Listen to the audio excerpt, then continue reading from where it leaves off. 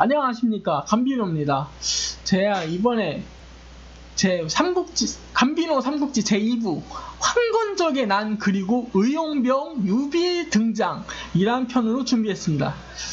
황건적의 난이 일어나자 이제 좀 대표적인 사람들이 있어야 될 거 아닙니까? 대장군 하진필도로 황보숭과 노식이 대표적인 인물이 있었습니다. 난을 진압하기 시작했어요. 그 중에서 황보숭이 가장 뛰어난 공을 세웠죠. 황보숭은 아주 굉장한 인물로 나옵니다. 여기서 활약을 굉장히 많이 해요. 노식이 누구냐? 유비의 스승이고 공손찬의 스승입니다. 유비의 스승이죠. 유비의 스승인데 유비가 아주 명망 높은 노식의 제자로 들어가는데, 노식은 스카이캐슬, 그 드라마 스카이캐슬 아시죠? 거기서 엄청난 사교육을 하셔야 됩니다, 어머니 하시는 그 선생님처럼 엄청난 사교육을 자랑했단 말입니다. 그리고 공손찬형이랑 같이 노식 밑에서 일했는데요. 손찬형이랑 같이 공식 일했는데, 유비는 거지라는데 절대 거지가 아니에요. 유비는 사실 부자입니다. 유비는 할아버지 때까지 어느 정도 잘 살았어요. 그리고 아버지 세대에서 아버지가 일찍 돌아가시고 망했다고 나오는데, 그리고 그 유비의 집에는 정원에는 거대한 뽕나무가 있었다고 합니다. 정원에. 그리고 유비는 절대 가난해서 돗자리나 짜던 게 아닌 것 같아요. 그냥 좀 돗자리나 신발도 그 당시에는 좀 비쌌거든요. 그래가지고 뭐 비싼 거, 루이비통 같은 거 만들던 그냥 좀 중소기업 정도 되는 유비의 모습을 볼 수 있습니다. 유비의 모습은 어떠하였느냐? 귀가 크고 귀를 볼 수 있고, 팔은 길어서 무릎에 달 수 있을 정도로 아주 기괴하게 생겼습니다. 그리고 유비는 사실 엘프가 아니냐 그런 말도 있는데, 사실은 말이죠, 임말년 형님이 엘프라고 하면 엘프입니다. 임말년 형님이 아주 정확하게 나와 있습니다. 임말년 침착맨 삼국지를 보시면 아시겠지만 유비는 엘프라는 다른 세계에서 온 사람이 아닌가 하는 정도의 생각이 들고요. 그리고 유비는 제가 촉발을 알죠. 유비는 리그 오브 레전드의 가렌 정도의 덩치, 좀 어느 정도 큰, 기본 챔피언은 좀 작잖아요. 근데 가렌은 좀 등치도 있고 좀 약간 어깨 좀 넓고 해서 하잖아요. 그 정도의 덩치가 있지 않았나 생각합니다. 그리고 쌍검을 들어요. 쌍검. 카타리나처럼 쌍검을 잘 휘두를 수 있을 정도라면 무게가 아주 상당했을 거라는 추측을 할 수 있습니다. 그리고 왈패 건달들의 두목이었습니다. 그 지역에서는 건달들의 두목이었을 정도로 무시무시한 카리스마도 있을 거라는 추측을 해볼 수 있습니다. 그리고 황건적의 난이 점점 퇴색되기 시작합니다. 황건적의 난이 마치 좀비 때와 같이, 좀비가 처음엔 걷다가 요즘 설정에는 뛰어다니잖아요. 처음에는 그냥 걸어다니면서 슬금슬금 가다가 이제 막 뛰어다녀. 약탈을 해. 약탈하기 시작하니까 마치 좀비 때와 같았죠. 마치 실미도 아시죠? 영화 실미도를 보시면 684 부대가 나옵니다. 684 부대가, 그러니까 청와대로 도둑해! 그러니까 청와대로 가잖아요. 버스 타고. 그것처럼 청와대로 몰려가던 세력들이 점점 와해돼서 황보숭과 노식 그리고 여러 장수들의 활약에 의해서 점점 패하기 시작하자 처음에 있던 의지가 꺾이기 시작합니다. 그래서 도적대로 변하죠. 마치 메뚜기 때와 같이 뿔뿔이 흩어지면서 약탈을 시작하기 시작합니다. 유비 또한 탄식을 하며 건달들과 같이 방을 보고 있었어요. 편지 있잖아요. 나라에서 나온 퀘스트를 보고 있었단 말이에요. 그 중에는 간웅도, 아마 건달 간부 중에 간웅도 있었을 거예요. 간웅과 같이 유비는 같이 탄식을 하고 있고, 이 나라가 어떻게 되냐, 이 나라가 어쩌냐, 이 나라 어떻게 해야 되냐 하다가 장비가 어찌 말로만 그렇게 떠들어대? 하면서 큰 소리를 냅니다.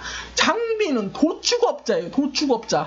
장비는 도축업자인데 중소기업 정도에 해당하는 도축업자였단 말이죠. 그래가지고 장비가 이제 어찌 그리도 말만 한단 말인가? 그러니까 이제 그들과 같이 이제 또 말이 통하다 보니까 술 한잔 걸치죠. 술 한잔 걸치죠. 동네 주점에서 또 이제 술 한잔 합니다. 간원과 왈패들과 그 건달들 간부들과 함께 술을 한잔 합니다.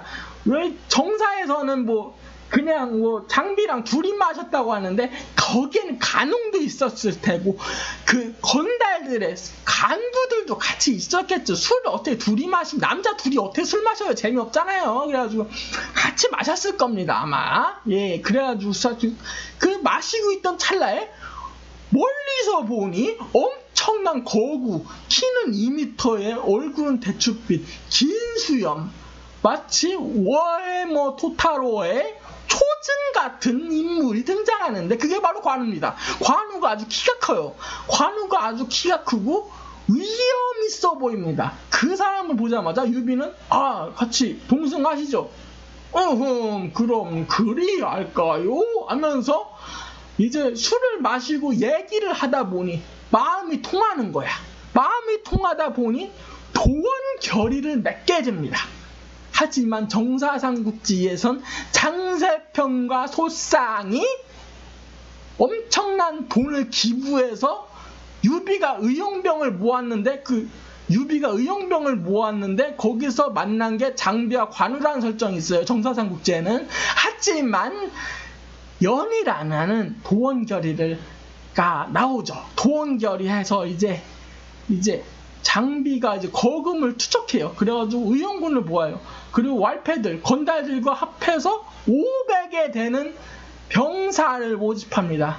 그리고 장비와 관우는 전설의 레전드템 잭스에게 리그 오브 레전드의 잭스에게 3일체 템이 있다면 장비에겐 장팔사무, 그리고 리그 오브 레전드 트린다미어에게 무한의 대검이 있다면 관우에게 청룡월도가 있었을 거예요. 하지만 정사충들은 청룡월도는 한나라 말에 나온 거였으면서 그거는 나오지 않았다. 명나라 말에 나왔던 무기다. 막 이렇게 하더란 말이에요. 하지만 그냥 나왔다고 하죠. 그냥 청룡월도 그냥 두두 등장했다고 봅시다. 네, 다 같이 문제없이 이제 병사랑 똑같이 걸어다녀. 그러니까 이거 걷기 힘들다 하니까 그때 말을 막 잔뜩 몰고 있는 사람이 있어. 그리고 장비가 저 약탈해 봅시다. 형님 그냥 저거 약탈해서 우리가 갔죠. 우리는 500이요. 병사가 500이란 말이요. 그랬더니 유비가 이놈이 어디서 감히 그냥 가자 하니까 그때 마침 장세평과 소쌍이 말을 기부해 줍니다. 기병대로 만들어줘요. 대량의 말을 주면서 기병대를 만들어줍니다. 마치 막 용병 있잖아요. 베르세르크 메이단처럼 용병단이 꾸려지게 되죠. 의용병이면 용병단, 메이단처럼 이렇게 꾸려집니다. 이 침착맨 삼국지에 나오면은 침착맨 삼국지에서 그 형님이 말하기를 메단과 같았다. 메단이다. 유비는 메단이라고 했습니다. 그 이마연 형님이 메단이라 했으면 메단인 거야. 하면서 갔는데 이제 가다가 이제 유주에 도착했어. 대흥산이라는 산이 있는데 거기 황건적 장난이 있다는 소식을 듣고 퀘스트를 깨기 위해서 딱 갔단 말이지. 근데 거기에 황건적의 우두머리, 정원지와 그리고 부장, 등무가 등장합니다. 두두 등장. 근데 이제 장비는 등무를 한압에 베어버리고 관우는 정원지를 한압에 베어버립니다. 그러자 황건적은 뿔뿔이 흩어져 버리죠. 그리고 침착맨 형님이 이렇게 말씀하십니다. 일기토라고 하는데 일기토는 일본 말이고 본래는 단기접전이라 이런 말 하십니다. 단기접전이라고 표현하는 게 맞는 것 같아요. 그래가지고 그래서 그냥 다 쓸어버립니다. 그걸 딱 쓸어버리고 장갑도 병으로 죽어버리고 황건적이 중국 전역에 퍼져 있었는데 잔당들이 다 도적대로 변해버린 거야. 그러다가 이제 좀 황건적 중에서 네임드들이 있어. 네임드 좀 보스목 네임드들이 있는데 주창요와 관해, 주창요와라는 세 명은 좀 잘했어요. 잘 싸웠어요. 주창요와는 그 주창은 관평이랑 같이 해서 관어 밑으로 들어가고 요하도 이제 유비 밑으로 들어갑니다. 근데 관에는 관우랑 싸우는데 엄청 한 몇 합? 50합? 50합 정도 겨울 정도로 아주 강하다. 그래서 황건적에서 가장 강한 장수라 하면은 관해라고 하더라고요. 그리고 이제 그 조조는 또 황건적 잔당을 그 흡수해서 청주병이라는 살인병기 집단을 만듭니다. 그 특수부대를 만들죠. 그리고 아무튼 이제 황건적이 난이 진압되자 청류파와 탕류파의 싸움이 시작되는데요. 쉽게 말하면 십상시의 주축은 탕류파, 그리고 청류파의 주축은 하진 대장군의 주축으로 해서 원소랑 명문가의 집안들이 청류파죠. 그래가지고 이제 또 치열한 아주 싸움이 시작될 것 같은데요. 예, 여기까지 이제 3부를 기대해 주십시오. 예, 여기까지 했습니다. 감사합니다.